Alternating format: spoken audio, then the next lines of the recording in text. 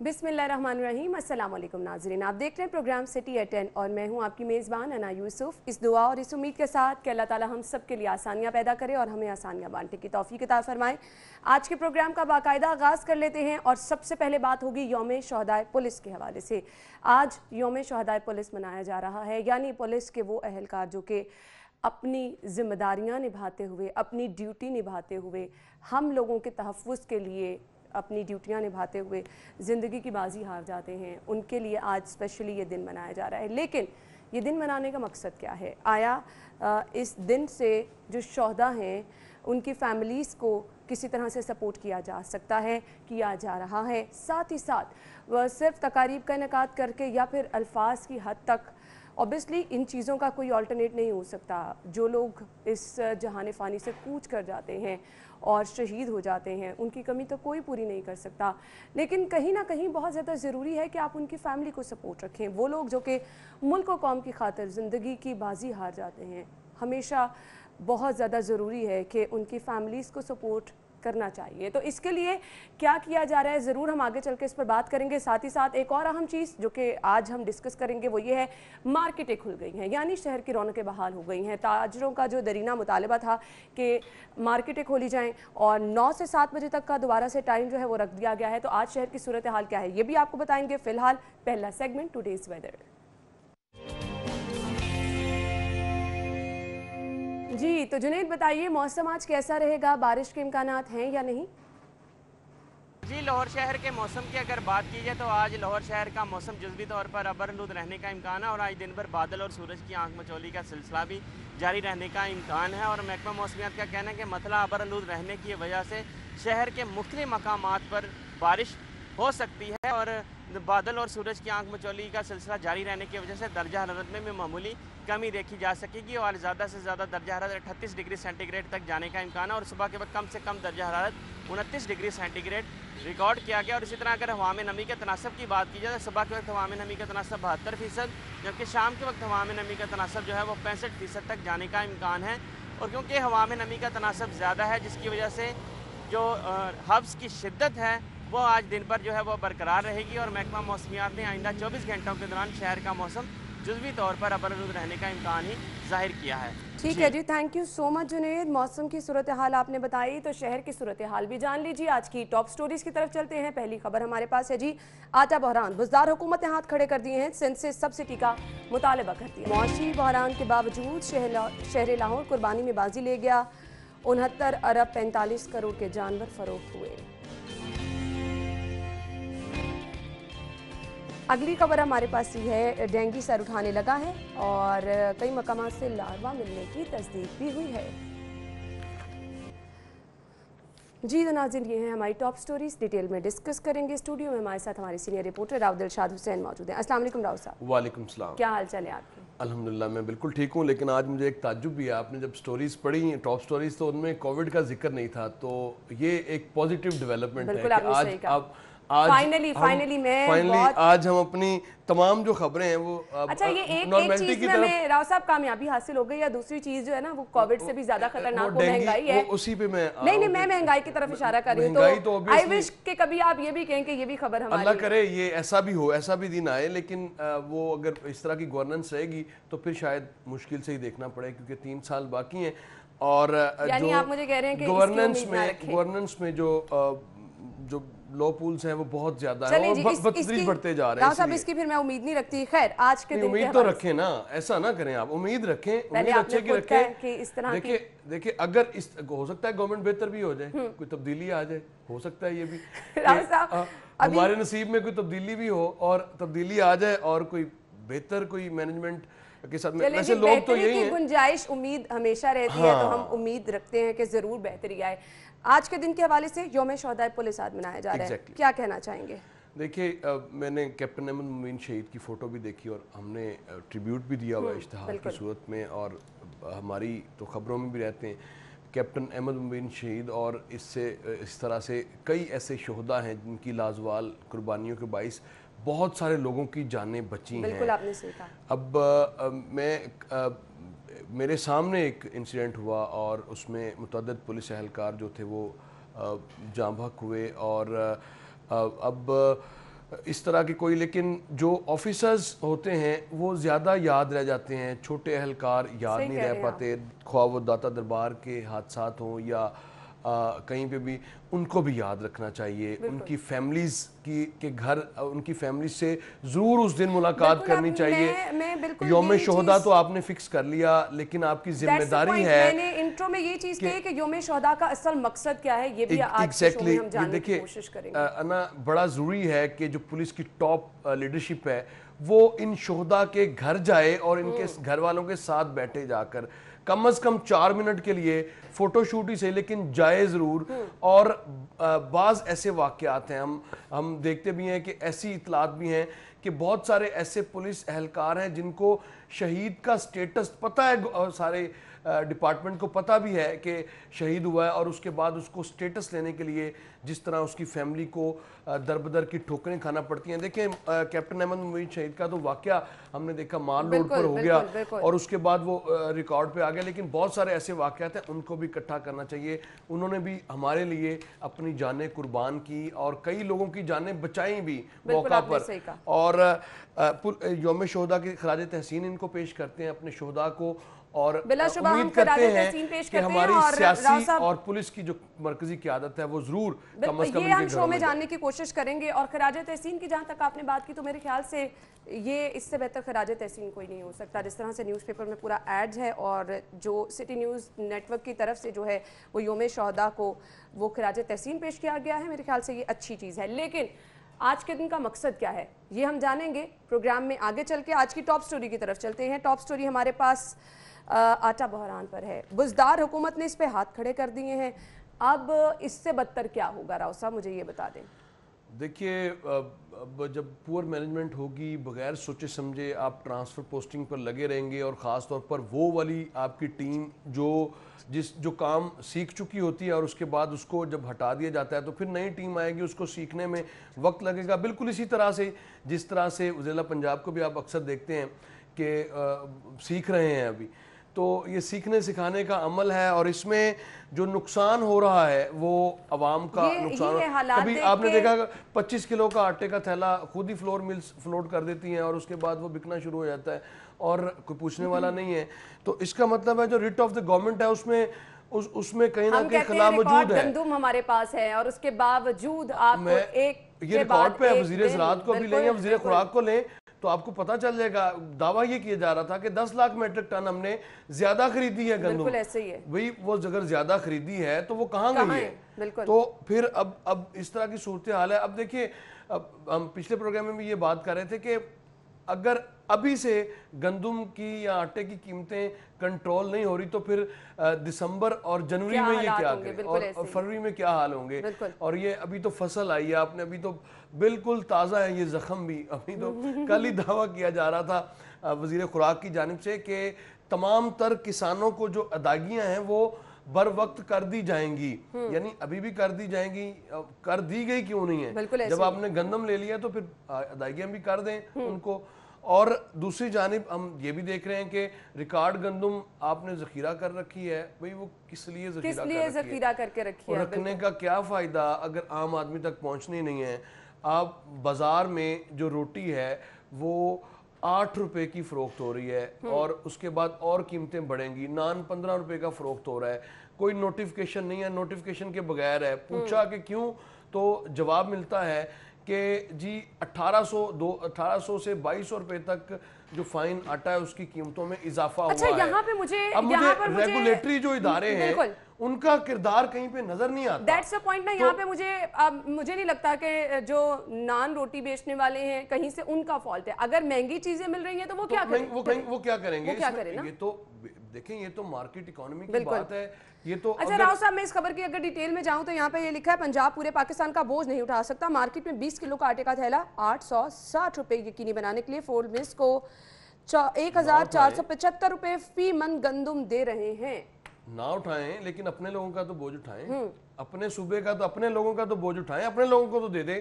جو آپ نے سرکاری گندم خریدی ہے جس ریٹ پر، کم از کم وہ نہیں تو اس سے 200 روپے اور بڑھا کر دے دیں، اپنے لوگوں کو تو دیں۔ اپنے لوگوں کو بھی آپ نہیں دے رہے، سندھ بلوچستان اور کے پی کے کو آپ کیا دیں گے؟ کیا سبسڈی کی آپ کیا بات کر رہے ہیں؟ آپ کے پاس اپنے لوگوں کو گندم دی نہیں جا رہی، یعنی اپنے گھر کو آپ کر نہیں رہے اور آپ کہہ رہے ہیں کہ میں دوسرے کو کہوں گا کہ وہ مجھے سبسڈی بھی دے. تو بھائی پہلے ادھر تو دے دیں. بالکل صحیح. جو آپ کا کام ہے وہ تو پہلے کریں، اس کے بعد پھر اگر آپ کے پاس اضافی گندم یقیناً ہے سارا کچھ، یہ جو میس کریٹ ہوا ہوا ہے، گندم بھی آپ کے پاس ہے، پھر یہ کیا مس مینجمنٹ ہے صرف، یا یہ سستا آٹا فراہم ہی نہیں کرنا چاہ رہے ہیں؟ انکمپیٹنسی ہے نا، یہ انکمپیٹنسی ہے. اور اس پر ہم ڈے فرسٹ سے کہہ رہے ہیں، خواہ چینی ہو یا آٹا ہو، یہ دونوں چیزیں یہ ان سے مینج نہیں ہو پا رہی. مارکیٹ میں چینی کی قیمت 100 سے کراس کرتی جا رہی ہے اور ہم ہیں کہ نوٹس پہ نوٹس لیے جا رہے ہیں. کوئی آٹا جو تھا وہ 45 سے 70 پہ پہنچا ہوا ہے، کوئی پوچھنے والا نہیں ہے. یعنی یہ ریاست مدینہ کا تو نہیں ہم نے دیکھا تھا، یہ تو نہیں ہم خیال کر رہے تھے جس میں آپ نے 2 وقت کی روٹی چھیننا شروع کر دی ہے. آپ نے آٹا مہنگا کر کے اور بغیر نوٹیفیکیشن کے روٹی ہر کوئی کھا لیتا. ایک وزیر صاحب نے تو دعویٰ کیا تھا، ایک صوبائی وزیر نے دعویٰ کیا تھا روٹی کی قیمت بڑھ گئی تو میں ریزائن کر دوں گا. بالکل ایسے ہی ہے، ایسے اگر ایسی بات ہی، ہمیں پتہ ہے کہ سیاسی باتوں میں تو ہم ویسے بھی بلیو نہیں کرتے، یہ سیاسی گفتگو کرتے ہیں، لیکن نہ ریزائن کریں، کم از کم عمل درآمد تو کروا دیں، کم از کم عمل درآمد کریں، کم از کم اپنے پرائس کنٹرول میجسٹریٹس کو جو تندور والے بات کر رہے ہیں وہ بات بالکل صحیح کر رہے ہیں، وہ بات بالکل صحیح کر رہے ہیں کہ اگر 2200 روپے تک فائن آٹے کی قیمت بڑھ جائے گی تو وہ کس طرح سے ممکن ہے کہ وہ آپ کی سرکاری قیمت کے مطابق جو روٹی فروخت کریں گے. اگر ایکس مل ریٹ چینی کا بڑھتا چلا جائے گا تو آپ اکبری مارکیٹ کے ایک تاجر کو کس طرح سے پابند کر سکتے ہیں کہ وہ آپ کو، لیکن راؤ صاحب اب زیادہ لوگ انتظار نہیں کر سکتے، اب زیادہ لوگ مہنگی چیزیں نہیں خرید سکتے. میں سبزیوں کی بات چلے، ہمیشہ ہم دیکھتے ہیں قیمتوں میں اضافہ ہو جاتا ہے جب کبھی بھی کوئی تہوار آتا ہے. لیکن مجھے اب صرف یہ بتا دیں کہ آٹا بھی اگر لوگوں کی پہنچ سے دور ہو گیا تو میرے خیال سے لوگ فاقوں پر آ جائیں گے. اور اصل اس کا ذمہ دار بالکل آپ صحیح کہہ رہے ہیں، لگ رہا آپ کو اور مجھے مل جاتی ہے، آپ کو اور مجھے مل جاتی ہے، اور جو اس وقت برسر اقتدار ہے ان کو بھی مل جاتی ہے، اس لیے ان کو ادراک نہیں ہے. ان کو ادراک تب ہوگا جب ان کو نہیں ملے گی. تو یہ ایشو سارا یہ ہے کہ جو فوڈ ڈپارٹمنٹ ہے اس کی انکمپیٹنسی ہے، یہ وزارت کی میں سمجھتا ہوں کہ سارا. نہیں تو یہ کہنا راؤ صاحب کافی نہیں نا ہے، کوئی جاننے کی کوشش بھی کرے گا، کوئی ان سے پوچھنے والا بھی ہے یا نہیں ہے؟ اب دیکھیں کل پریس کانفرنس کی ہے صوبائی وزیر نے، انہوں نے پوری ڈیٹیل میں، اور میں عبدالعلیم خان کے متعلق ہم دیکھتے ہیں، سمجھتے ہیں میچور پولیٹیکل ورکر ہیں، لوگوں کے ایشوز کو سمجھتے ہیں اور شہردار ہیں، معذرت کے ساتھ لیکن ہم یہ دیکھ رہے ہیں کہ وہ بھی 20-20 منٹ کی چودھری نثار کی طرح پریس کانفرنسز کر رہے ہیں جس کا کوئی لا حاصل چیزیں یہ ساری.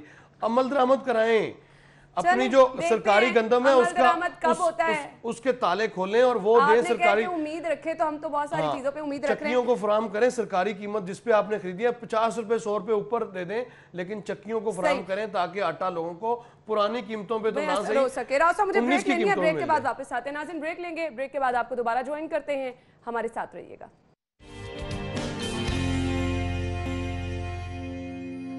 بریک کے بعد آپ کو ایک بار پھر سے خوش آمدید کہیں گے، اور وہ آپ نے اکثر سنا ہوگا لاہوریے زندہ دل ہیں، اور اس دفعہ پھر زندہ دلی کی ایک مثال لاہوریوں نے قائم کیا. معاشی بحران کے باوجود لاہور قربانی میں بازی لے گیا. راؤ صاحب کیا کہیں گے؟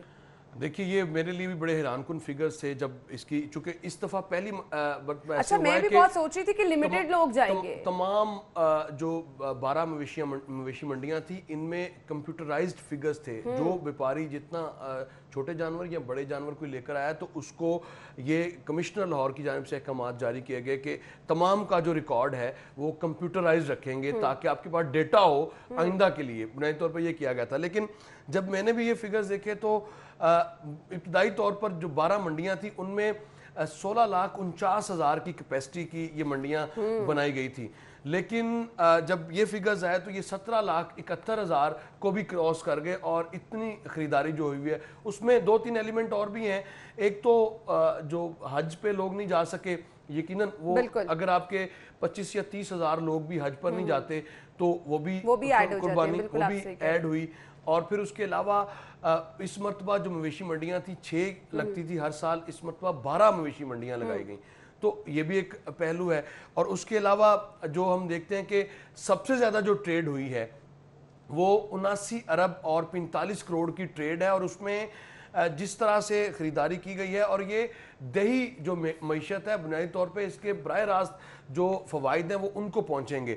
تو اب جو 4 منڈیاں تھی، ہم نے دیکھا کہ اسی رپورٹ میں 4 منڈیوں میں رائیونڈ سٹی کی جو مویشی منڈی تھی، لکھو ڈیر، پائن ایوینیو اور ڈی ایچ اے فیز 9، یہ ان منڈیوں میں ڈی ایچ اے فیز 9 تو پہلے ہی عید سے ایک روز قبل ہی وہاں پر تو جانور جو تھے 10% رہ گئے تھے جو تمام منڈی میں، اور تمام ان منڈیوں میں جو ٹینٹیج تھی وہ بڑھانا پڑی میٹروپولیٹن کارپوریشن کو، جو لائٹنگ ارینجمنٹ سے وہ بڑھانا پڑے، اور یہ ان 4 منڈیوں میں جو صورتحال تھی وہ سب سے زیادہ خریداری ان منڈیوں میں۔ میں وہی پوائنٹ آؤٹ کرنا چاہ رہی تھی چیز کہ ہم نے جب بھی صورتحال منڈیوں کی جانی تو ہمیں یہی رپورٹ کرتے رہے ہمارے رپورٹرز کے میکسیمم جانوروں کی خریداری ہو چکی ہے ایگزیکٹلی، اور وہاں پہ ہمیں بہت کم جانور بھی نظر اور بہت کم جانور بھی اسی وجہ سے کیونکہ آتے گئے اور تعداد بڑھتی گئی، اور پھر اس کو اسپیس بھی بڑھانا پڑی۔ لکھو ڈیر یا رائیونڈ پائن ایوینیو میں بہت زیادہ خریداری کی گئی ہے، اور اس مرتبہ آپ نے دیکھا کہ ٹریفک میس جو ہے وہ نہیں دیکھا گیا،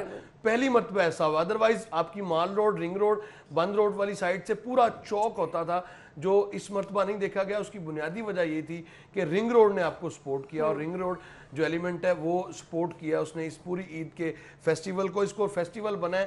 سب سے بڑی بات کہ جو معیشت کے حوالے سے بھی ہے، ظاہر ہے خریداری اتنی بڑی تعداد میں ہونا، یہ دیہی جو لوگ ہیں یہ بیپاری ہیں، ظاہر ہے دور افتادہ علاقوں سے آتے ہیں صوبہ بھر کے، اور پھر اپنے بلکہ کے پی کے سے بھی لوگ ادھر آتے ہیں، اپنا مال لے کے آ کے یہاں پر فروخت بھی کرتے ہیں، اور تمام تر جو صورتحال تھی وہ اس پر یہ رپورٹ جاری ہوئی تو 79 ارب کا بہت بڑا فگر ہے، اور اچھی بات ہے کہ کم از کم ان مشکل حالات میں اس طرح کی اکنامک ایکٹیویٹی، اس کو روکنے کی بھی بڑی باتیں کی جا رہی تھیں، لیکن ایسی ایکٹیویٹی کا ہونا نہیں، روکنا یہ پاسبل نہیں تھا، اور پھر جس طرح سے ایک نتیجہ آپ کے سامنے نکلا، آپ نے دیکھ لیا کہ یہ روکنے والی بات بھی نہیں تھی اور بہت زیادہ نقصان بھی ہو سکتا تھا۔ آپ کو پتہ ہے اس مرتبہ چیف سیکرٹری نے بھی وزٹ کیا مویشی منڈیوں کا، اس مرتبہ پوری وہ متحرک بھی رہی ہے، حکومتی مشینری ہم نے دیکھا کہ متحرک بھی نظر آئی ہے، جس کے یہ ثمرات ہیں، اور نیچے تک لوگوں نے کام کیا، بڑی سٹرگل کی ہے لوگوں نے، اور اس کے بعد جا کے یہ ساری چیزیں ہوئی ہیں۔ چلیں جی، یہ سٹرگل آئی وش کے آگے بھی ہمیں ہوتی نظر آئے، کیونکہ دوسری طرف جو میں اشارہ کر رہی ہوں وہاں پہ حالات بہتر نہیں ہیں، اب سٹرگل کی وہاں پہ ضرورت ہے۔ ڈینگی کی میں بات کر رہی ہوں،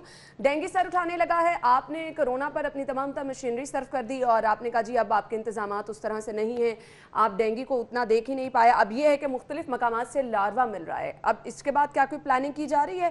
اگر کرونا کے کیسز کم ہوئے ہیں تو خدا نخواستہ ایسا نہ ہو کہ ہم اس طرف جو ہے پریشانی میں مبتلا ہو جائیں، کیا کہیں گے راؤ صاحب؟ یہ ایک اور امتحان شروع ہوا ہے، خاص طور پر ہم شہر کی اگر بات کریں تو شہر کی جو ڈسٹرکٹ ایڈمنسٹریشن ہے اس کے لیے بہت بڑا امتحان ہے، ہیلتھ اتھارٹی کے لیے بہت بڑا امتحان ہے۔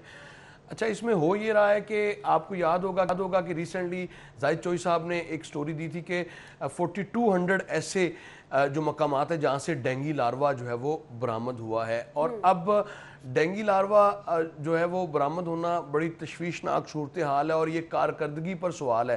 لیکن دوسری جانب ہم دیکھتے ہیں کہ تمام تر جو سرکار کی توجہ ہے وہ چونکہ کووڈ-19 کی ایریڈیکیشن کی طرف ہے، اس کو کس طرح سے کنٹرول کرنا ہے اس حوالے سے ساری کیمپین چل رہی ہے، خواہ کہ موٹر سائیکلز کی ایک بڑی کھیپ بنائی گئی اویئرنیس کیمپین کے لیے، لیکن وہ ہیلتھ ڈپارٹمنٹ کے جو سٹور روم تھے وہاں پڑی ناکارہ ہونے والی ہیں۔ تو اب جو صورتحال ہے، جو مانیٹرنگ ٹیمیں ہیں ان کو سرویلنس کے حوالے سے راؤ صاحب میں اس طرف آپ کو جو ہے وہ لے کے جانا چاہوں گی، یوسیز کے لیول پر ٹیمیں بنائی جاتی تھی، اب وہ سب چیزیں اوبیسلی ڈیٹا مینیج ہوگا، اب آپ نے صرف اس پہ ٹائیگر فورس نے ریپلیس کر لیا، ٹائیگر فورس نے پہلے جتنا کام کیا وہ سب کے سامنے ہے۔ مجھے صرف یہ بتا دیں بہت زیادہ انہوں نے اب تھک چکی ہے ٹائیگر فورس، کیونکہ انہوں نے بہت زیادہ کردار ادا کیا ہے کووڈ-19 کے حوالے سے، مارکیٹوں میں بہت بڑی تعداد میں وہ نظر آتے رہے ہیں کام کرتے ہوئے، مساجد میں نظر آتے رہے ہیں، بینکس کے باہر نظر آتے رہے ہیں، اسی طرح سے جو گروسری سٹورز ہیں، ڈپارٹمنٹل سٹورز ہیں، ان میں بہت اچھا کام کیا، وہاں پر بہت زبردست جو یہ تو ٹائیگر فورس یہ تو صرف باتوں تک تھا نا، اصل میں ہم نے جو تھا وہ بھی دیکھ لیا. مجھے اب صرف یہ بتا دیں چیزیں ڈینگی کے حوالے سے تمام مینج. یہ میں کسی اور شہر کی بات کر رہا ہوں، لاہور کی بات نہیں کر رہا. مجھے سمجھ آ گئی. جو ہر جگہ پہ نظر آئی نا وہ سیالکوٹ میں شاید نظر آ رہی ہو، یہاں لاہور میں نہیں نظر آئی. یہاں تو لاہور میں ڈھونڈتے ہی رہے اور جیسے نظر آئی ہم نے جس حال میں ہمیں اہلکار نظر آئے ہم نے دیکھ بھی نظر آئے لیکن نظر نہیں آئی. ٹائیگر فورس ڈے منانے کی بڑی باتیں کی جا رہی ہیں. صحیح. راز صاحب مجھے صرف یہ بتا دیں، آپ کور کرتے رہے یوسیز کے لیول پہ بہت اچھی طرح سے مانیٹرنگ کی گئی، گھروں پہ بھی چیکنگ جا کے کی گئی، کیا اسی چیز کو دوبارہ سے امپلیمنٹ نہیں کیا جا سکتا؟ اوبیسلی تمام ڈیٹا بھی مینیج ہوگا، سب چیزیں مینیج ہوگی، بس آپ کو مشینری متحرک کرنی ہے. جان کی مان پاؤں تو ماضی کا تذکرہ کر سکتے ہیں. ضرور کر سکتے ہیں، ضرور کر سکتے ہیں. آپ اگلی تبدیلیوں کی باتیں کر رہے ہیں اور ماضی کا تذکرہ کرتے ہوئے آپ اجازت مانگ رہے ہیں. ڈینگی کے حوالے سے جو سپائک ایئرز تھے وہ 2011-12 تھا، جب بہت زیادہ یہ کووڈ سے بھی زیادہ خوفناک صورتحال تھی.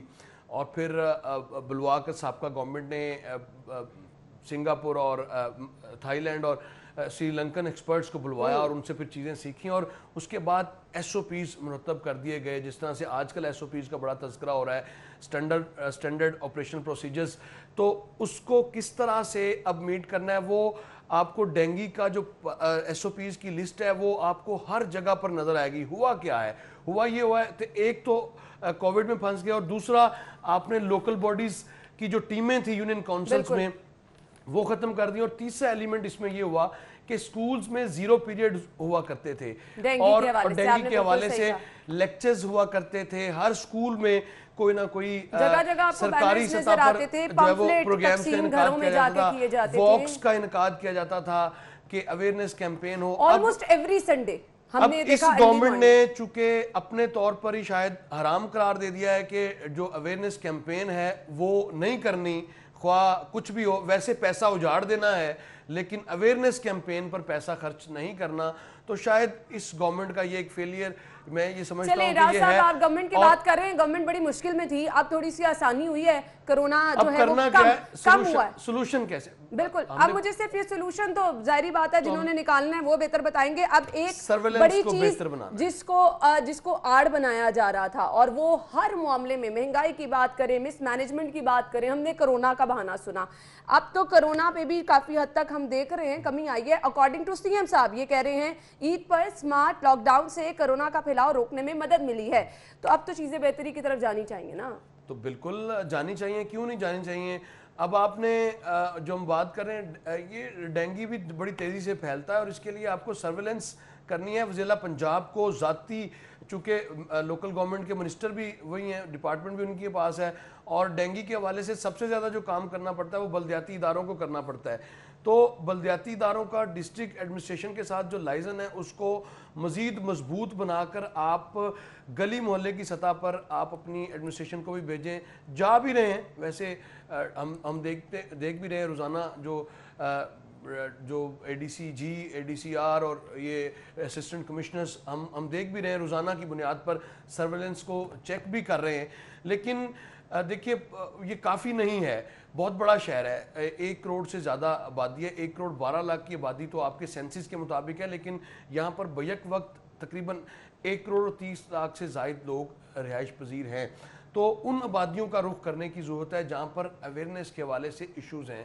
اور آئے روز جو ڈینگی ورکرز ہیں ان کے ایشوز کے حوالے سے، ان کی تنخواہوں کے حوالے سے جو مسائل درپیش آتے ہیں ان کو بھی بروقت حل کرنا ناگزیر ہے اور اس کیمپین کو آگے بڑھائیں گے. وزیر اعلیٰ پنجاب، بالکل آپ نے صحیح کہا، بہت اچھی چیز ہے، اس کو آگے بڑھانا چاہیے. سی ایم صاحب کہہ رہے ہیں کہ جی پھیلاؤ جو ہے وہ روکنے میں ہمیں مدد ملی ہے جو ہم نے عید پہ سمارٹ لاک ڈاؤن کیا ہے. آن لائٹر نوٹ مجھے بڑی انٹرسٹنگ چیز جو ہے وہ یاد آئی ہے. فیاض الحسن چوہان کو آپ نے ہمیشہ ایکشن میں دیکھا ہے، مطلب الفاظ کے حد تک تو وہ بڑے ایکشن میں نظر آئے ہیں. مچھر کے سامنے تو وہ بھی بے باس ہے نا، اب کیا کریں. چلیے اب تھوڑا سا میں دوسرے ایکشن کی بات کرنا چاہ رہی ہوں. الفاظ کی حد تک بڑے ایکشن میں نظر آئے ہیں. آپ نے دوسرا ان کو ایکشن میں دیکھا ہے جو وہ ایکٹنگ سکلز اپنی دکھا رہے ہیں وہ ٹک ٹاک پر؟ نہیں اب نیا کیا ہے میں آپ کو دکھاتی ہوں. میری نظر سے وہ نہیں گزر سکا لیکن دیکھ لیتے ہیں. ضرور آپ کو دکھاتے ہیں. فیاض الحسن چوہان صاحب کی جو سکلز ہیں ایکٹنگ کے حوالے سے، ایک نیا سانگ آ رہا ہے اور اس میں وہ ایکٹنگ کرتے ہمیں نظر آئے ہیں. تو راؤ صاحب تھوڑا سا انتظار کر لیں، بریک میں جاتے ہیں، بریک سے واپس آتے ہیں.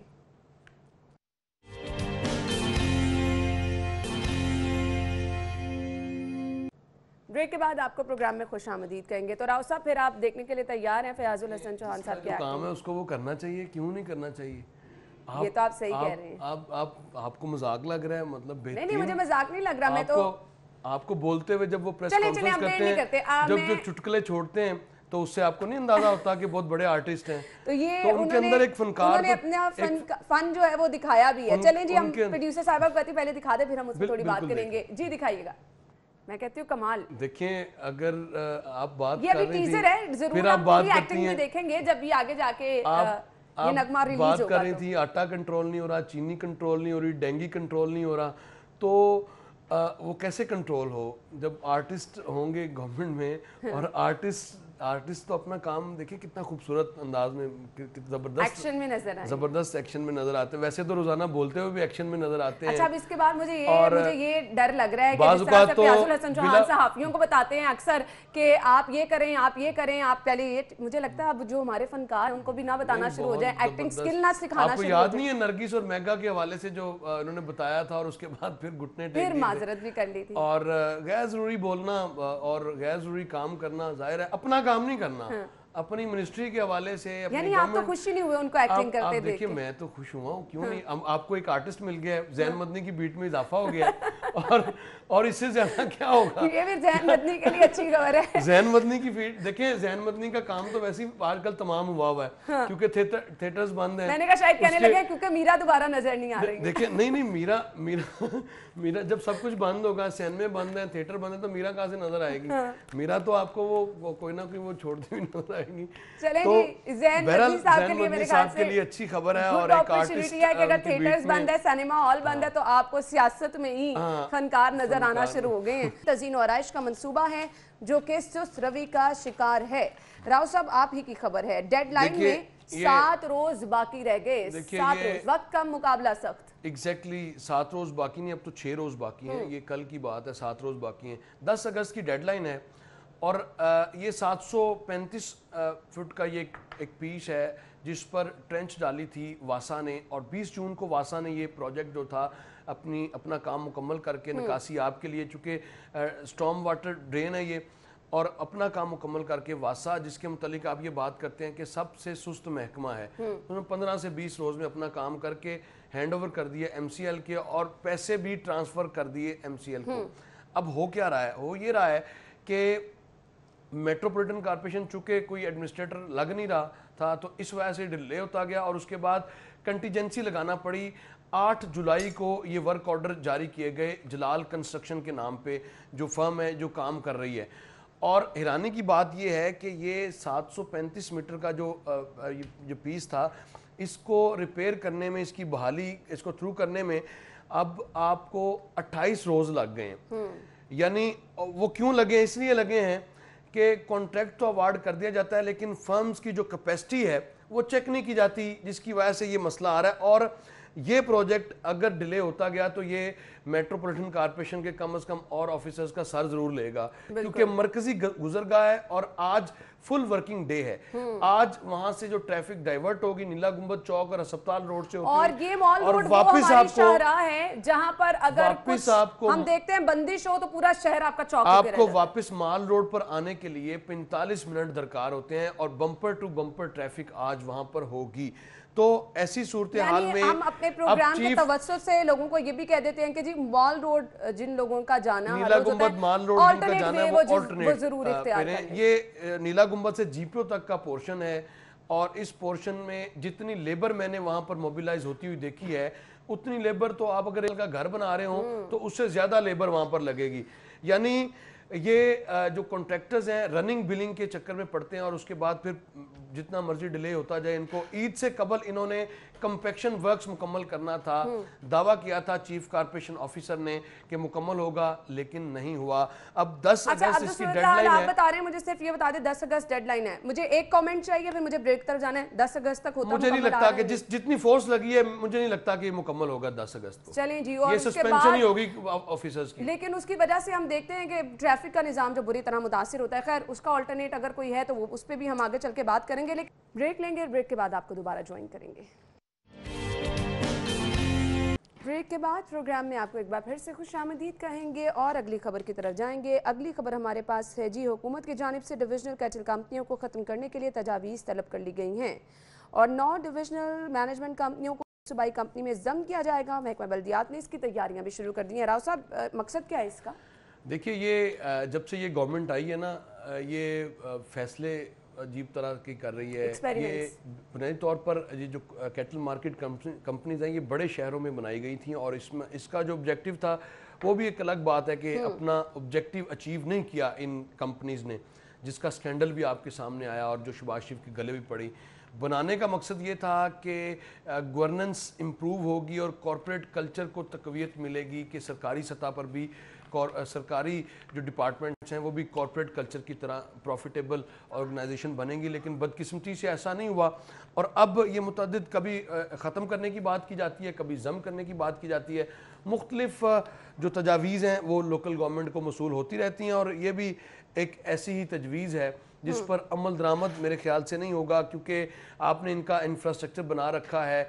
यानी अगर आप लाहौर कैटल मैनेजमेंट कंपनी की बात कर लें तो आपका शाहपुर का जो सारा स्लॉटरिंग का सिस्टम है वहाँ पर अभी सिर्फ शाहपुर कांजरा की बात करें तो 5 बिलियन की वहाँ पर ट्रेड हुई है। बिल्कुल। तो ट्रेड क्यों हुई है? इसलिए हुई है कि आपके पास एक सिस्टम मौजूद है। शेखुपुरा में ये ट्रेड क्यों नहीं हो गई या दीगर जो मुल्क के अजला हैं वहाँ पर क्यों नहीं हो गई? इसी वजह से ये चीज़ें सारी बनी हैं। बनाना बड़ा मुश्किल काम है, लेकिन उसके बाद फिर इनको मज़ीद बेहतर किया जा सकता है। मज़ीद बेहतरी की जानिब हम नहीं देखते। आपने थोड़ा सा काम किया LWMC के हवाले से और कारकर्दगी आपको नज़र आ गई। आप किसी भी डिपार्टमेंट में थोड़ी सी मेहनत करेंगे तो आपको उसका जो आउटपुट है वो ज़्यादा नज़र आएगा। लेकिन यहाँ पर हम देखते हैं कि चीज़ें मैनेज करने की आपके पास मशीनरी भी मौजूद है, आपने सिर्फ एग्जैक्टली आपके पास इंफ्रास्ट्रक्चर मौजूद है, आपके पास सब कुछ मौजूद है, लेकिन आपने मैनेजमेंट को बेहतर करना है, गवर्नेंस जिसकी हम बात करते हैं उसको बेहतर करना है। उसके बाद चीज़ें स्मूथली आगे बढ़ेंगी। लेकिन बदकिस्मती से गवर्नेंस से ज़्यादा मुखालफिन को पर तानाजनी से ज़्यादा काम लिया जाता है, जिनकी आप अभी बात भी कर रहे थे। और तानाजनी वो वक्त गुजरता जाएगा, आपका नुकसान होता जाएगा। 2 साल गुजर गए, 3 साल भी गुजर ही जाएंगे। तो at the end of the day आपको अपनी कारकर्दगी बतानी है। आपको टाइगर फोर्स ने नहीं बचाना कि आपने टाइगर फोर्स बना दी जो सड़कों पर नजर ही नहीं आई किसी शहर में, कि वो आप उसके झंडे गाड़ते रहे, उसका दिन भी बना लेंगे तो कोई फर्क नहीं पड़ता। लेकिन राव साहब, वो आपने कहा एट द एंड क्या होगा, वो तो मुझे अभी फिर से फयाजुल हसन चौहान साहब याद आ गए हैं कि आप कैमरे के सामने एक्शन में आके तो एक्टिंग स्किल तो सीख ही जाएंगे, और कुछ सीखे ना सीखे। वो एक्शन में वो तो आपको पता है कि सुल्तान रही बने होते हैं, कभी मुस्तफा कुरैशी बने होते हैं, तो जब मीडिया टॉक कर रहे होते हैं तो इस तरह मैंने यही कहा, यहाँ से उनकी ना एक्टिंग स्किल्स में निखार पैदा होना शुरू हो गया। आपको परफॉर्मेंस, आपके पास तजर्बात हो गए। इस ईद की सिर्फ मिसाल ले लें आप, थोड़ा सा आपने चीज़ों को स्ट्रीमलाइन किया, अपनी जो वर्किंग कैपेसिटी है उसको एतमाद में लिया। अच्छा, वर्किंग कैपेसिटी बेहतर होने की आप बात करें, मैं अगली खबर ऐड कर लेती हूं। और अगली खबर है LWMC की, जहां पर वर्किंग कैपेसिटी बेहतर हुई। CM साहब ने बार बार पूछना शुरू किया तो हमने देखा कि नताइज अच्छे नजर आए। बात नोटिस से आगे बढ़ी, नोटिस से आगे बढ़ी, बिल्कुल आपने सही कहा। और ये फजूल जो टिकट्स चलवा देना, ये रवायात हैं, ये दम तोड़नी चाहिए। लेकिन हम देख भी रहे हैं कि जहां पे एक्चुअली आपने कुछ करना चाहा है वहां पे नताइज भी अच्छे आए हैं और उस चीज को हम आपको बार बार दिखा रहे हैं, अप्रिशिएट कर रहे हैं। अप्रोक्सीमेटली 38,000 टन जो वेस्ट है वो आपका उसी मशीनरी ने उठाया है जो 2012 से शहर में है। बिल्कुल आपने सही और कहा। हमने इस मरतबा अब 2017 की बात करें तो 2017 में जो 16-17 में जो हमने देखा था वो अब नजर आया है सूरत। क्यों 3 साल लग गए? इसलिए लग गए कि आप नुक्ताचीनी से बाज ही नहीं आए। बिल्कुल ऐसे ही है। आपने अपने डिपार्टमेंट्स को ऑन करने की बजाय उनको डिसऑन किया। और जब आपने काम को समझ के उसको एक्चुअली करना चाहा तो हो भी गया। हमारे डिपार्टमेंट है, इसको अपना डिपार्टमेंट समझना होगा। हमारे डिपार्टमेंट्स हैं, हम डिपार्टमेंट से हमने काम लेना है और इससे कता नजर के फलां बना गया, कोई इससे फर्क नहीं पड़ता। और डिपार्टमेंट के साथ साथ राव साहब ब्रेक का कहा जा रहा है, इस शहर को अपना शहर भी समझना है, तो तभी हम इसका ख्याल रख सकेंगे। थैंक यू सो मच, बहुत बहुत शुक्रिया। नाज़रीन, ब्रेक लेंगे, आप न्यूज़ हेडलाइंस जानिए। हम दोबारा हाजिर होंगे, कहीं मत जाइएगा, हमारे साथ रहिएगा। ब्रेक के बाद आपको प्रोग्राम में खुश आमदीद कहेंगे और अब शामिल कर लेंगे सेगमेंट्स, जिसमें सबसे पहले डिफरेंट मोबाइल रेट्स में आपको बताऊंगी तो सबसे पहले हमारे पास है जी Vivo Y30 और इसकी कीमत क्या है जी 27,999 रुपये इसकी कीमत है। अगर आप खरीदना चाह रहे हैं तो खरीद सकते हैं। नेक्स्ट मोबाइल Honor 7X और 24,999 रुपये इसकी प्राइस है।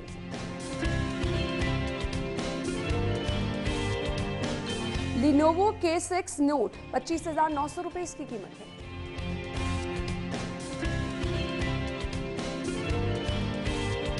नेक्स्ट मोबाइल Realme 6i और 29,999 रुपये इसकी प्राइस है।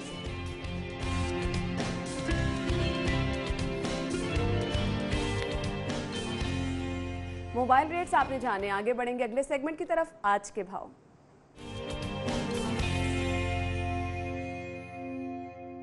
जी, तो मार्केट में सब्जियां किस कीमत पर मिल रही हैं, हसन की तरफ जाएंगे। हसन बताइए। जी बिल्कुल, शहर में अगर महंगाई की बात की जाए और ख़ास तौर पे सब्जियों की कीमतों की बात की जाए तो ईद जो है वो गुजर चुकी है। इसके बावजूद जो कीमतें हैं सब्जियों की उनमें कोई कमी नहीं देखी जा रही है और शहर के मुख्तलिफ इलाकों में आज भी टमाटर जो हैं वो 120 रुपये फ़ी किलो तक फ़रोख्त किए जा रहे हैं। लहसन जो है वो 300 रुपये, जबकि अदरक जो है वो 500 रुपये में ही फ़रोख्त किया जा रहा है। इस तरह से आलू जो है वो मुख्तलिफ कीमतों पर फ़रोख्त किए जा रहे हैं और शहर में आलू 90 रुपये तक फ़रोख्त किए जा रहे हैं, प्याज 60 रुपये में फ़रोख्त किए जा रहे हैं। इस हवाले से शहरियों का यही कहना है कि हुकूमत को चाहिए कि वो कम से कम अपने जारी करदा सरकारी नरफनामे के मुताबिक शहर भर में तमाम तर अशिया की फराहमी को यकीनी बनाए। उनका ये कहना था कि ईद गुजर चुकी है, अब हुकूमत कम से कम मुनाफाखोर माफिया को कंट्रोल करे ताकि आम शहरियों को, आम सार्फिन को महंगाई के इस दौर में रिलीफ मिल सके। जबकि दूसरी तरफ अगर बात की जाए ब्रायलर की कीमत की तो गुज़िश्ता रोज़ की निस्बत आज मुर्गी की गोश्त की कीमत में 15 रुपये फ़ी किलो की कमी देखी जा रही है, जिसके बाद शहर में मुर्गी का गोश्त 215 रुपये फ़ी किलो में फ़रोख्त किया जा रहा है। ठीक है हसन, बहुत बहुत शुक्रिया, आप हमारे साथ मौजूद थे और आप हमें बता रहे थे कि सब्जियां मार्केट में किस कीमत पर फ़रोख्त की जा रही हैं। आगे बढ़ेंगे और मीट रेट्स शामिल कर लेंगे। मीट रेट्स क्या हैं जी, अगर आप जेनिथ शॉप पे जाएंगे तो यहाँ पर जी सबसे पहले अगर मैं बात करूँ बीफ की तो ये आपको 633 रुपीज़ पर केजी मिलेगा जी।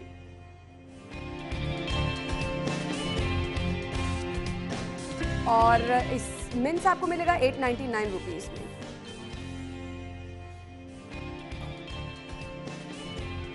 चिकन के रेट आपको बताते चलें जी 148 और इसका बना हुआ गोश्त आपको मिलेगा जी 215 रुपीज़।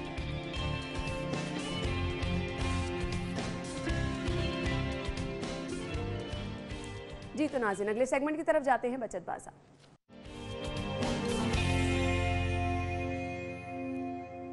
सबसे पहले सेल्स कहाँ कहाँ लगी हैं जी। ब्रांड है हमारे पास शनायर, अप टू 50% ऑफ है। यहाँ पर आप जा सकते हैं और शॉपिंग कर सकते हैं, ऑनलाइन खरीदारी भी कर सकते हैं।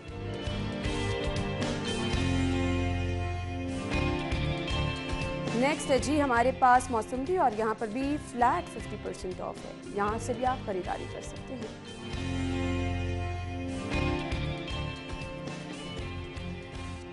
और इसके बाद अगर आप कारफोर्ड जाएंगे प्रमोशन पर आपको क्या मिल सकता है जी। हेल्दी शोल्डर शैम्पू और इसकी रिटेल प्राइस 1049 रुपये है, 899 रुपीज़ में अवेलेबल है, यानी 150 रुपीज़ इस पर आप बचा सकेंगे।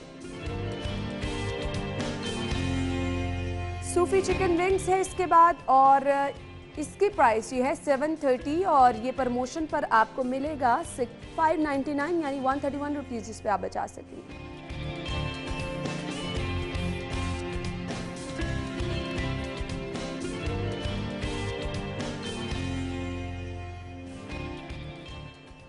और अब शामिल करेंगे अपना अगला सेगमेंट, माल का हाल।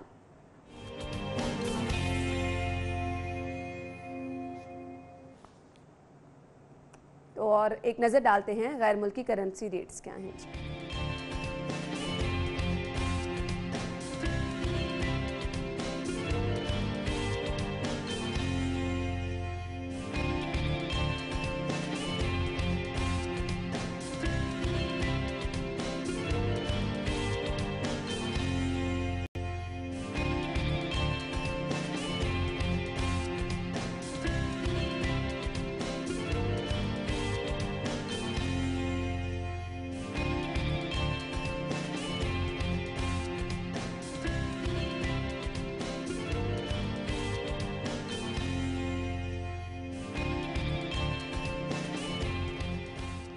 जी तो नाज़रीन सेगमेंट्स में आपको मोबाइल रेट्स बताए, सेल्स प्रमोशन बताई, साथ ही साथ आज के भाव भी आपको बताए कि मार्केट में सब्जियां किस कीमत में मिल रही हैं। आगे बढ़ेंगे और जैसे कि मैंने जिक्र किया था कि यौम शोहदाए पुलिस की हम बात करना चाहेंगे। ये पुलिस के वो जवान हैं जिन्होंने वतन की खातिर, जिन्होंने अवाम के तहफ़्फ़ुज़ की खातिर अपनी ज़िंदगियों का नजराना पेश किया है। आज शहर में यौम शोहदा के हवाले से तकरीब का इनेकाद भी किया गया है और सीएम साहब ने यौम शोहदा पर हाज़िरी भी दी है।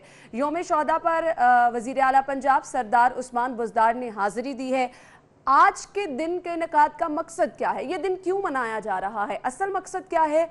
क्या सिर्फ शोहदा को खिराज तहसीन पेश करना ही मकसद है या फिर इस मुश्किल वक्त में, इस दुख के वक्त में उनकी फैमिलीज़ के साथ टाइम स्पेंड करना भी मेरे ख्याल से एक बड़ा मकसद होना चाहिए। तो असल मकसद क्या है, इस पे हम बात करेंगे। CCPO लाहौर साहब ने हमें ज्वाइन किया है। Thank you so much. Zulfiqar Hameed sahab हमारे साथ टेलीफोन लाइन पे मौजूद हैं।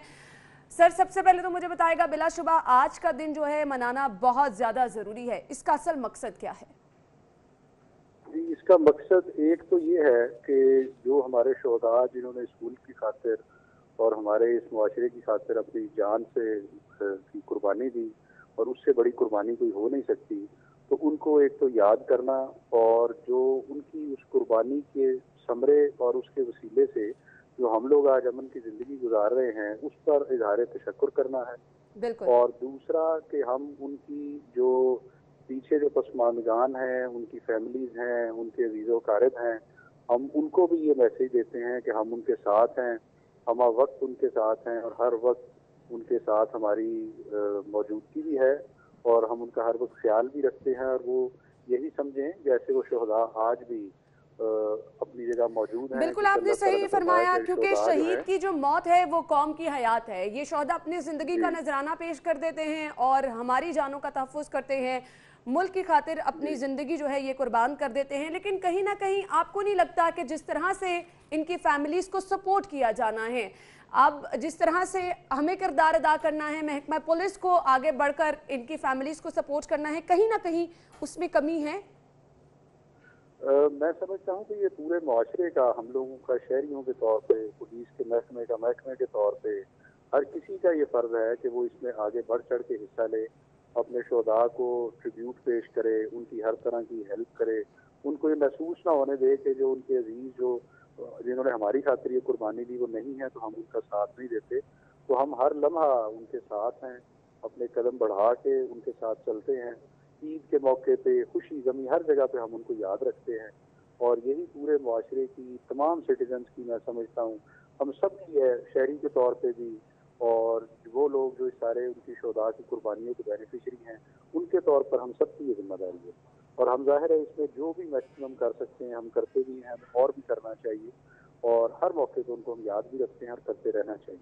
बिल्कुल, आपने सही कहा। तो CCPO साहब, आज के दिन की मुनासबत से कोई अहम पैगाम शहरियों के लिए, कोई अहम पैगाम महकमा पुलिस के एहलकारों के लिए जिनके लिए ये शोहदा मिसाल हैं? सबसे अहम बात ये कि हम अपने इन शोहदा की जो कुर्बानियों के जरिए जो अमन उन्होंने हासिल किया, जिसमें आज हम लोग रह रहे हैं, उस अमन को हम टेकन फॉर ग्रांटेड न लें। हम ये समझ लें कि इसके लिए इतने लोगों ने अपनी जान, अपना खून बहाया, तो उसके बाद हम आज सुकून से ये दिन गुजार रहे हैं। तो उसको हमें याद भी रखना चाहिए ताकि दूसरे लोगों के लिए ये मशअल राह बने और हम लोग ये भी जहन में रखें कि ये एक ऐसी चीज़ है, ये आज़ादी, ये अमन इतनी बड़ी नेमत है, हम इसकी कदर करें और न सिर्फ हम उनकी कुर्बानियों को याद रखें बल्कि हम में से हर आदमी जो भी कोई ऐसा काम अपने अपने सफीर में, अपने अपने हल्का असर में कर सकता है जिसके लिए मुल्क तरक्की करे, जिसके लिए हमारा अमन का पैगाम आगे बढ़े, वो हम हर एक को ज़रूर आगे बढ़ के करना चाहिए। बिल्कुल, आपने बजा फरमाया। थैंक यू सो मच, बहुत बहुत शुक्रिया आपके वक्त के लिए।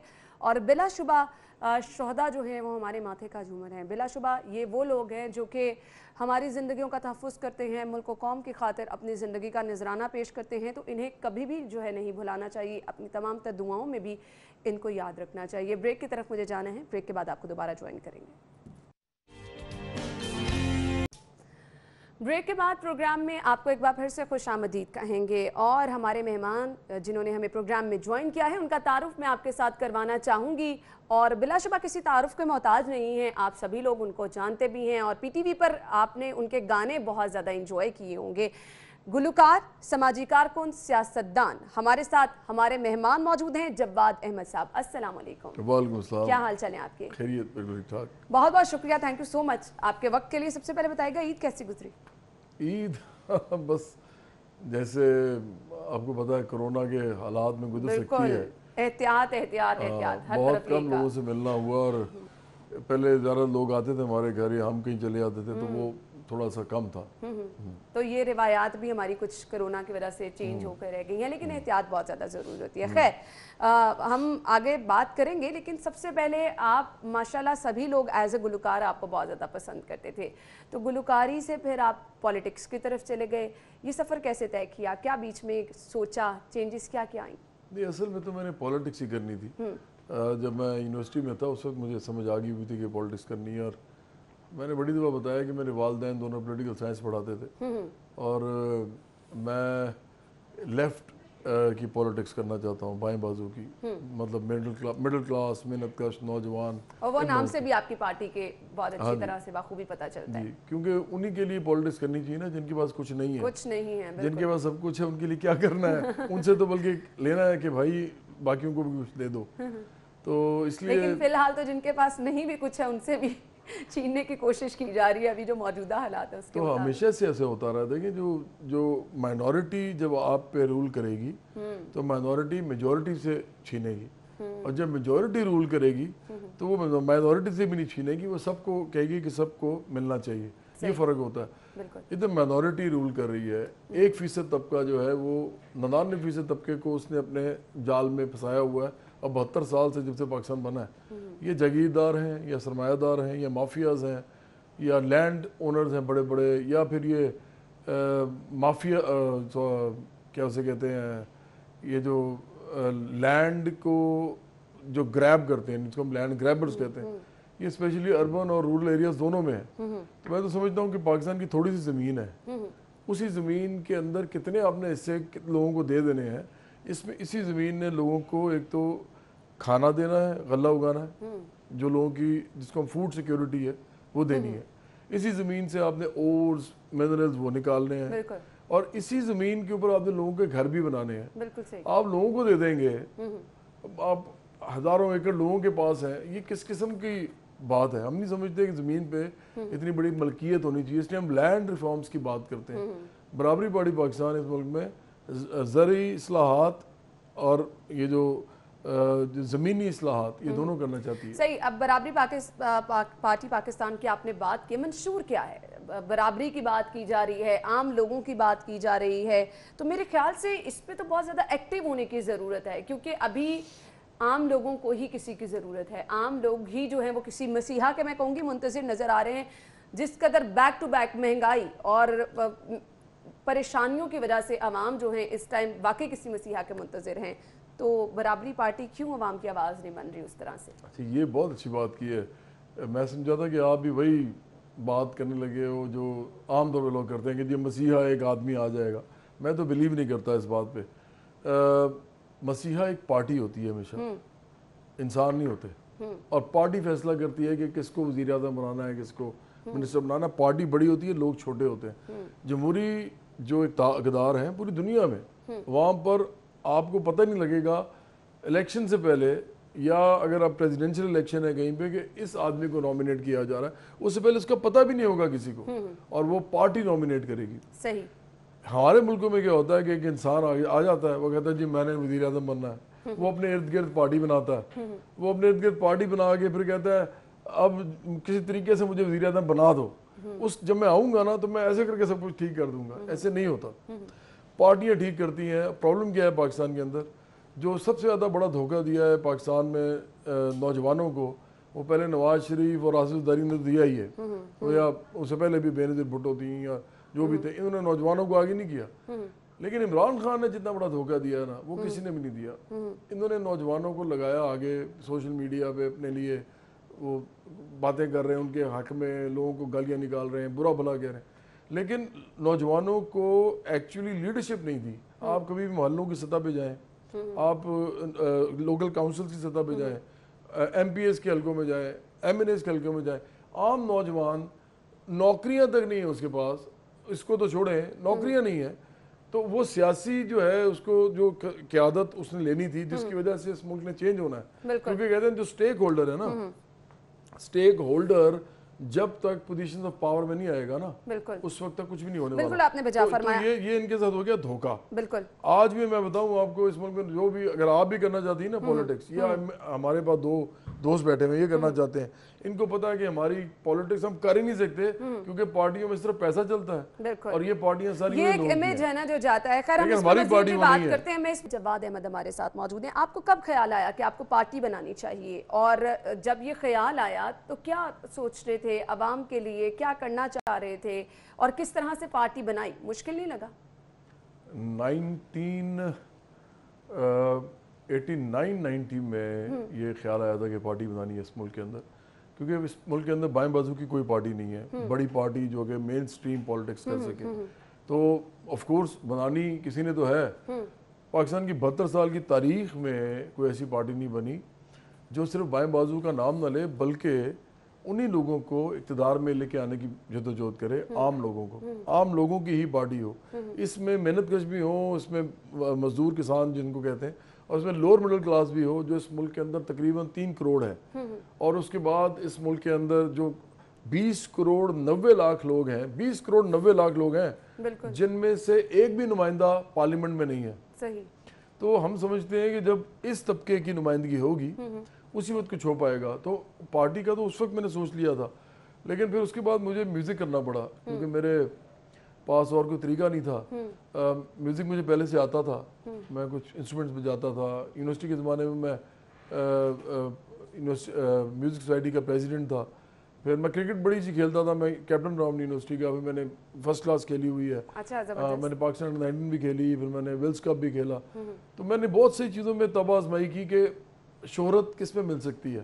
صحیح۔ تو میں نے بہت سوچے، یعنی مقصد اس کا بیک اینڈ یہی تھا کہ آپ نے پولیٹکس کی طرف جانا ہے، لیکن اپنے آپ کو پرومیننٹ کرنے کے لیے آپ نے دیکھا کہ کس سے آپ لوگوں میں پہچان بنا سکتے ہیں۔ دیکھیں نا، بات یہ ہے کہ جب میں 2013 میں عمران خان کی آفر جو ہے پی ٹی آئی میں جانے کی، احسن اقبال جو ہیں ان کی مسلم نور میں آنے کی، اور نظر گوندل کے بھائی جو ذوالفقار گوندل جو ایم پی اے تھے ان کی آفر پیپلز پارٹی میں آنے کی، اگر میں وہ نہیں لیتا تو اس کی کوئی وجہ ہوگی نا۔ اگر میں کر لیتا اس وقت 2013 میں، اور بھی لوگوں کو کہہ رہے تھے وہ نوجوانوں کے نمائندے جتنے بھی تھے سوشل ورک کرتے تھے، میں تعلیم پہ، صحت پہ، پولیو ایمبیسیڈر، پتہ نہیں کیا کیا کام کیے ہیں، زلزلوں میں، سیلابوں میں، تو وہ اور بھی لوگوں کو کہہ رہے تھے، مجھے بھی کہا اگر میں کر گیا ہوتا تو آج کیا ہوتا، کوئی ایم این اے ہوتا، ایم پی ہوتا، یا کوئی منسٹر ہوتا۔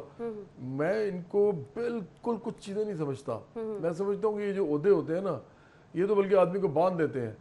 لوگوں کو اس ملک کے اندر لیڈرشپ پروڈیوس کرنی چاہیے اور پارٹی بنانی چاہیے بڑی، اور وہ پارٹی آپ بنائیں، وہ آپ کو چلائے، آپ پارٹی کو نہ چلائیں۔ پارٹی بڑی ہونی چاہیے، نظریات پہ بننی چاہیے۔ اور میں تو لوگوں کو صاف کہتا ہوں، آپ کے پروگرام میں بھی جا آگے کہہ رہا ہوں، اور یہ ریکارڈ ہو رہا ہے، مجھے پتا میں میڈیا کا آدمی ہوں، کہ میں وزیر اعظم نہیں بننا چاہتا۔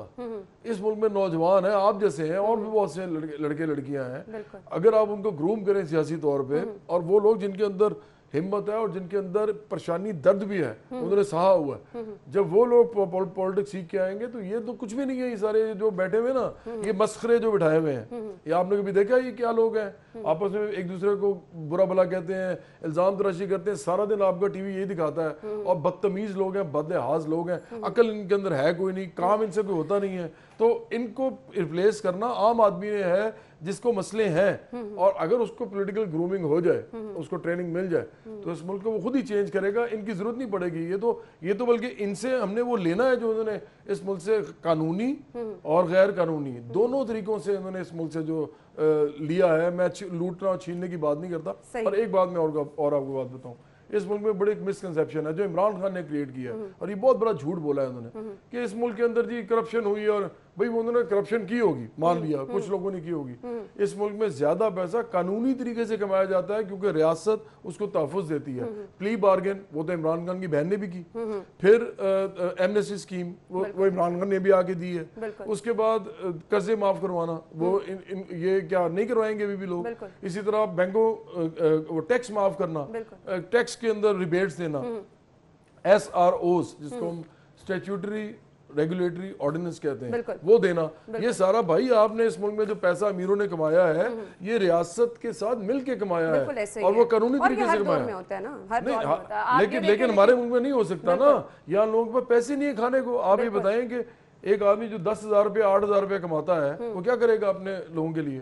تو اس لیے اس ملک کے اندر جہاں پہ لوگوں کو بنیادی ضروریات بھی نہیں پوری ہو رہی وہاں پہ آپ یہ نہیں کر سکتے، آپ امیروں کو اور امیر نہیں کر سکتے. اور اب تو لوگ اس سٹیج پہ واقعی آ چکے ہیں کہ بنیادی ضروریات بھی ان کی پوری نہیں ہو رہی، بلکہ میں اگر یہ کہوں کہ 2 وقت کا کھانا کھانا بھی مشکل ہو گیا تو وہ بالکل غلط نہیں ہوگا. بریک لینی ہے ناظرین، مجھے بریک کے بعد آپ کو دوبارہ جوائن کرتے ہیں، ہمارے ساتھ رہیے گا. بریک کے بعد آپ کو ایک بار پھر سے خوش آمدید کہیں گے. گفتگو کا سلسلہ آگے بڑھائیں گے. جواد احمد صاحب ہمارے ساتھ موجود ہیں. سنگنگ آپ نے کہا کہ سلیکٹ کی، تو پھر سنگنگ سے کتنی آپ کو مدد ملی اپنا کریئر آگے لے کے جانے میں؟ جو آپ کرنا چاہ رہے تھے وہ کرنے میں کتنی پاور ملی؟ اچھا، جس زمانے میں آیا نا، ہمارے زمانے میں پاکستان ٹیلی ویژن تھا، پھر یہ NTM تھا ایک، پھر وہ ختم ہو گیا، پھر PTV ورلڈ تھا. کوئی چینل نہیں تھے، آپ بھی نہیں تھے، جیو بھی نہیں تھا، ایئر وائی بھی نہیں تھا، کوئی چینل نہیں تھے پاکستان میں. تو جب چونکہ 2-3 چینل تھے صرف، تو اس پہ ایک نیشنل فگر بننا اپنے فیلڈ میں بہت آسان تھا. اگر آپ کام اچھا کرتے ہیں نا تو آپ پورے گاؤں دیہاتوں شہروں سب میں چلے جاتے ہیں. اور اس کا ہم نے اثر بھی دیکھا کہ ہر دوسرے بندے کے زبان پر گانے ہوتے تھے، بچے بڑے سبھی آپ کے گانے گنگناتے نظر آتے تھے. دوسرا یہ کہ CDs اور کیسیٹس کا دور تھا. بالکل آپ نے سیکھا. میں آپ کو ایک بڑے مزے کی بات بتاؤں، آج بھی پاکستان کے اندر جو ہمارے زمانے کے لوگ ہیں نا اور جو بڑے سٹارز اس زمانے میں بنے، ان لوگوں کو گاؤں میں بھی بچہ جانتا. آج کا بچہ نہیں، مطلب آپ سمجھے 15 سال 14 سال کا جو آج بھی لڑکا لڑکی وہاں پہ ہے نا، ان کو سب کو پتہ ہے ہمارے گانے، انہوں نے سب نے سنے ہوئے ہیں، کیونکہ وہ ہر وقت کیسیٹ تو مل جاتی ہے ہر جگہ نا. اب تو کیسیٹ ختم ہو گئی، وہ لگاتے تھے اپنے ٹریکٹر کے اوپر لگا لیا، اپنے ہل چلاتے ہوئے لگا لیا. تو ہماری کیسیٹ بکتی تھی ملینز میں. آج کل اچھا اس زمانے میں جو عام نہیں میں کہوں گا، برا لفظ ہے، جو آرٹسٹ نیش میوزک کرتا تھا نا اس کی بکتی تھی 1-2 لاکھ، ہماری بکتی تھی 40 لاکھ 45 لاکھ ایلبم.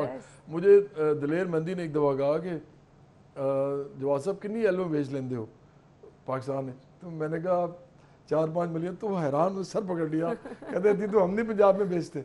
تو اور وہ بات ٹھیک تھی کیونکہ ان کا پنجاب جو ہے وہ 3 کروڑ کے قریب ہے، ہمارا پنجاب 11 کروڑ ہے. اس کے علاوہ پنجابی کا جو گانا ہے نا وہ صرف پنجاب میں نہیں چلتا، کراچی میں بھی لوگ ڈانس کرتے ہیں اس پہ، پشاور میں بھی کرتے ہیں، کوئٹہ میں بھی کرتے ہیں. تو وہ فیٹ ٹیپنگ ہوتا ہے.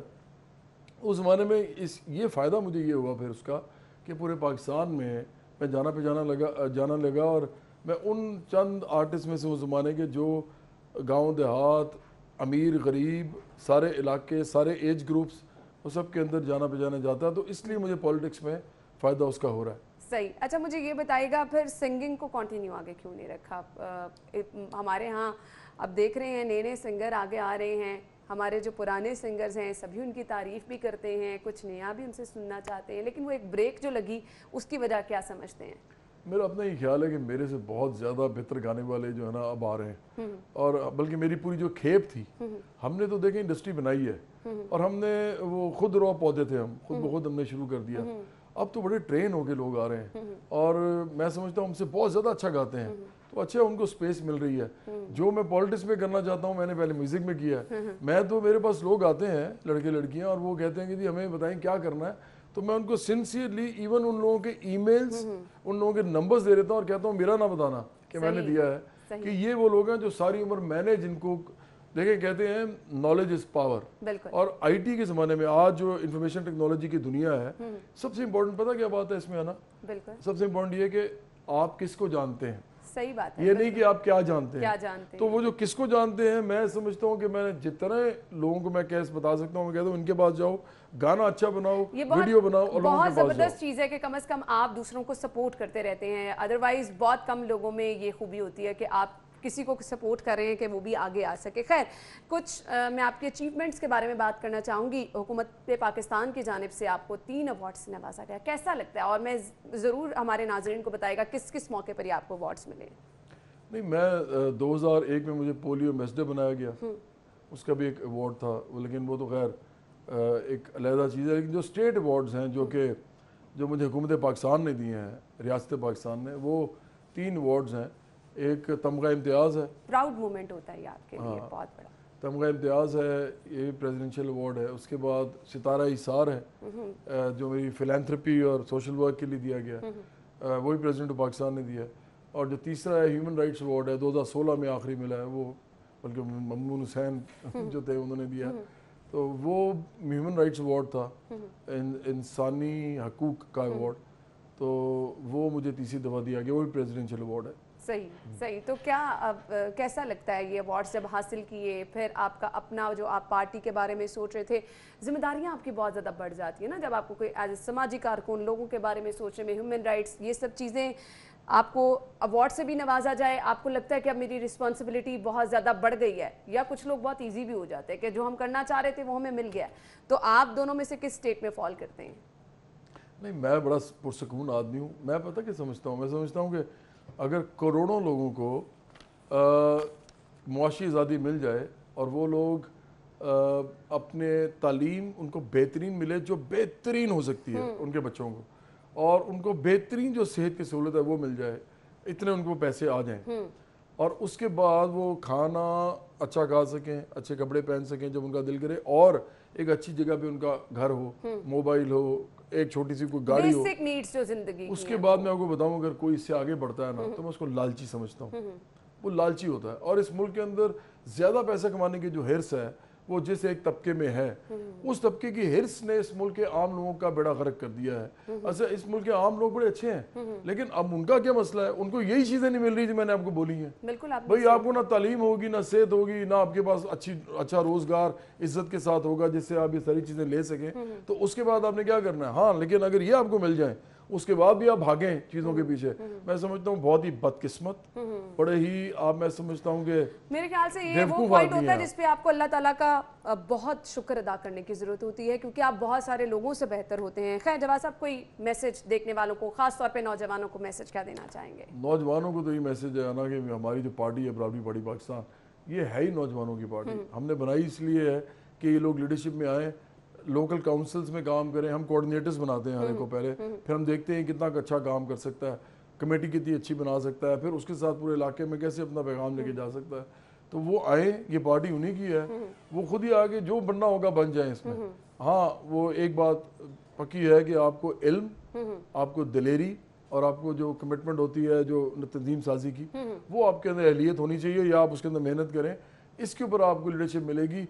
पैसे वैसे की हमें जरूरत नहीं है आपके, बिलाशुबा काम करने का जज्बा होना चाहिए, मुल्क के बारे में सोचना चाहिए, फिर ही इंसान किसी मकाम पर भी पहुंचता है। लीडरशिप के ख्वाब भी तभी से जाने चाहिए। खैर, थैंक यू सो मच, बहुत बहुत शुक्रिया आपके वक्त के लिए। नाज़रीन, मुझे ब्रेक की तरफ जाना है, ब्रेक लेंगे और ब्रेक के बाद हम दोबारा हाजिर होंगे, हमारे साथ रहिएगा।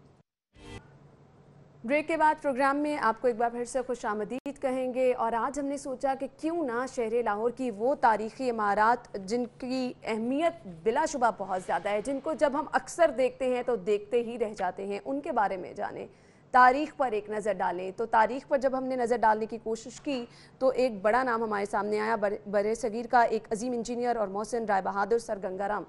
अचीवमेंट्स इनकी क्या हैं, इन्होंने क्या क्या काम सर अंजाम दिए, शहर लाहौर में कौन कौन सी बिल्डिंग्स जो हैं इनसे मंसूब हैं, इस पर हम बात करने वाले हैं। स्टूडियो में हमारे साथ हमारे मेहमान मौजूद है, तारीख दान डॉक्टर सैफुर रहमान डार साहब, खुश आमदीद कहेंगे। अस्सलाम वालेकुम, क्या हाल चाल है आपके? अल्लाह का शुक्र है। बहुत बहुत शुक्रिया आपके वक्त के लिए। जैसा कि मैंने कहा कि आज हम बात करने वाले हैं एक अजीम शख्सियत के बारे में, इंजीनियर भी मोहसिन राय बहादुर सर गंगाराम। जो मुझे बताइएगा क्या समझते हैं आप, जो तारीख़ी इमारतें हमारी हैं बिलाशुबा लोगों की तवज्जो का मरकज़ बनी रहती हैं, इंतहाई रिच है लाहौर अपनी सकाफ़त के विरसे के लिहाज से, तो क्या किरदार है सर गंगाराम का? मैं बात करने से पहले एक तो मैं ये मादत चाहूँगा कि मैं नहीं समझता कि आपने मेरा नाम क्यों इंतखाब किया इस मौजू के लिए। मैं ऑनेस्टली समझता हूँ कि लाहौर में कुछ और अहबाब भी जो हैं जो मुझसे बेहतर इस मौजू पर इनकी शख्सियत पर बात कर सकते हैं।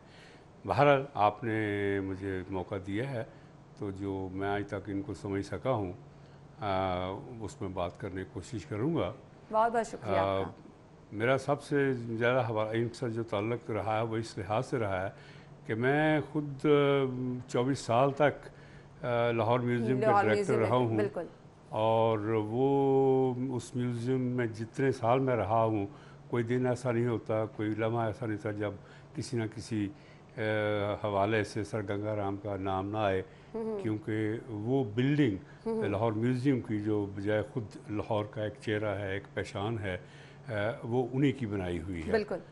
और जिस मेहनत, जिस लगन से और जिस खलूस से वो बिल्डिंग उन्होंने बनाई है, वो आज तक जो है वो अहले इल्म के लिए, अहले ज़ौक़ के लिए वो एक मैं उसकी एक ही मिसाल देता हूँ कि जब वो बिल्डिंग बनाई गई तो सर गंगा राम के हवाले 1,24,000 रुपया उनके सपुर्द किया गया कि ये पैसे हैं और इसमें ये आपने बिल्डिंग बनानी है। अच्छा। और जब वो बिल्डिंग 4 साल की मेहनत के बाद में मुकम्मल की तो उन्हें कहा कि ये जो हैं तकरीबन 12,500 रुपया बचता है, ये आपके हवाले में कर रहा हूँ। जबरदस्त। यानी उस 1,24,000 रुपए में से भी पैसे बच गए। इतने फिर पैसे बचा दिए। और ये उन्होंने ख्वाहिश की कि ये मेरी ख्वाहिश है कि गवर्नमेंट इस बचे हुए पैसे को सिर्फ किसी और जो इसी तरह के सकाफती मरकज़ बनाने में वो मदद करे। तो उसके लिए फिर उन्होंने सारे हिंदुस्तान में उस वक्त एक दावत दी कि जिसको ज़रूरत है इस पैसे की वो पैसा ले ले और इसके लिए इस्तेमाल करे। ज़बरदस्त। एक तो ये है। दूसरा, जब उस म्यूज़ियम का इफ्तिताह हुआ 1894 में, तो उस वक्त के गवर्नर ने ये स्टेज पे आकर ये कहा कि ये बिल्डिंग बनाना कोई आसान काम नहीं था, इसमें बेशुमार मसाइल थे और जिस तरह इनको हल किया है वो सर गंगा राम ही का नाम है। और मैं आज स्टेज पे खड़े होकर ये मैं दावा कर रहा हूँ और दावत दे रहा हूँ कि सारे हिंदुस्तान में अगर किसी को कोई इमारत बनाने में कोई मुश्किल पेश आए तो वो आए और सर गंगा राम से मशवरा करे आके।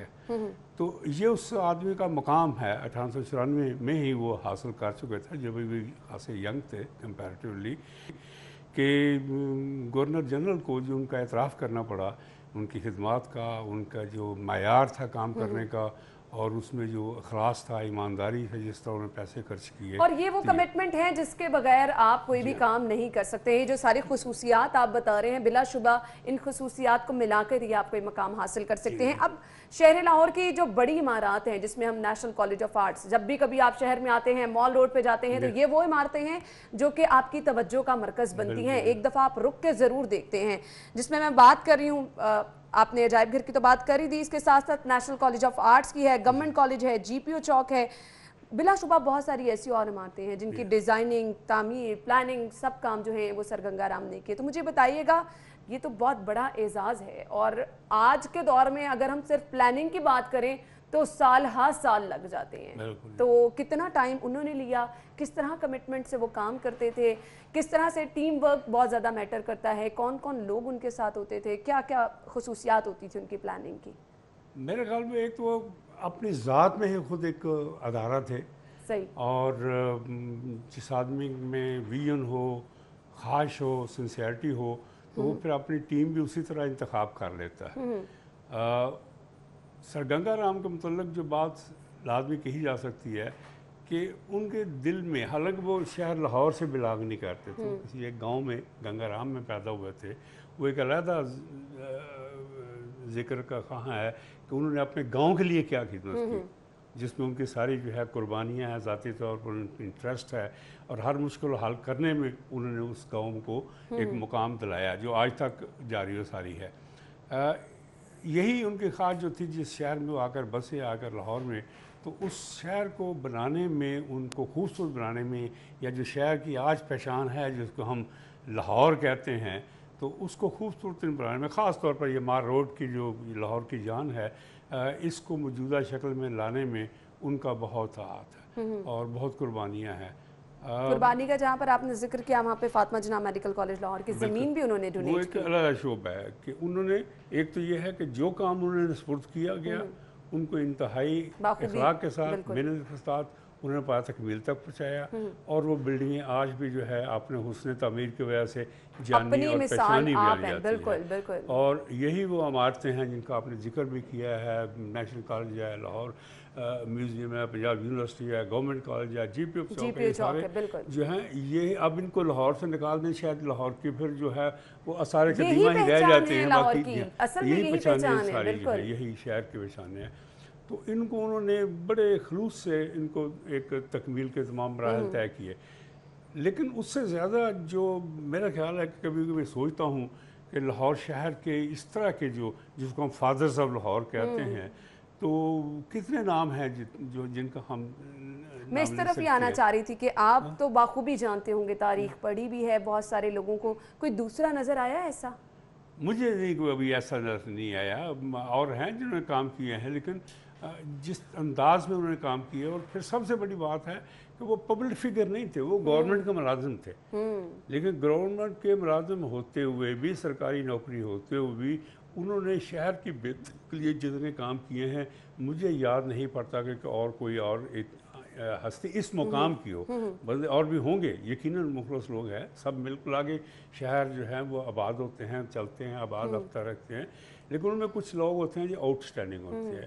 تو سر گنگا رام کی یہ ہے، اس کا متعلق یہ کہا جاتا ہے کہ انہوں نے ایک متوسط طبقے سے تعلق رکھتے تھے ویسے پر، لیکن اللہ تعالیٰ نے ان پہ کرم کیا، ان کو مقام دیے، سب کو عزت دی، سر کا بھی خراب ملا، سب کچھ ہے، لیکن ان کو مطلب کہا جاتا ہے کہ وہ اتنا کماتے نہیں تھے جتنا پبلک پہ خرچ کرتے تھے۔ اچھا، جب ہم عام طور پہ دیکھتے ہیں کسی انسان کو اللہ تعالیٰ یہ مقام دے دیتا ہے، اس کی پرسنالٹی میں چینج آنا شروع ہو جاتا ہے، تو کبھی ان کی پرسنالٹی میں ایسا چینج بھی آیا کہ اب نام بھی کما لیا، لوگوں کی خدمت بھی کر لی، تو اب پرسنالٹی میں چینج؟ صرف یہی ہے کہ جو ان میں ایک خاندانی طور پر یا ایک بیسک ان کے اندر جو عجز تھا، ایک عاجزی تھی، انکساری تھی، وہ تھرو آؤٹ قائم رہی۔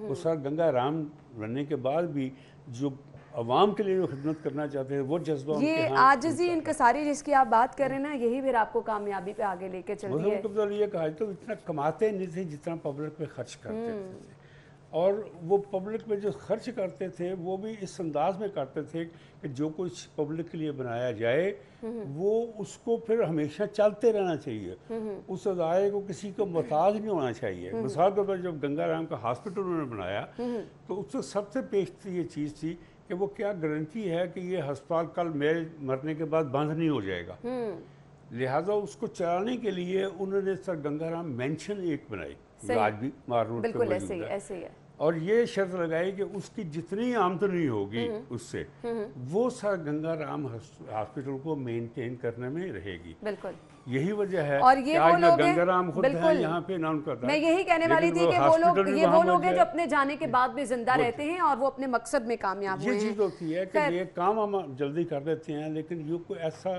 انتظام نہیں کرتے کہ انہیں وہ کنٹینیو رہے، زندہ رہیں، ہمیشہ زندہ رہیں۔ بالکل ایسا ہی ہے۔ ہمارے پاس وقت کم ہے، کوئی میسج آپ دیکھنے والوں کو دینا چاہیں؟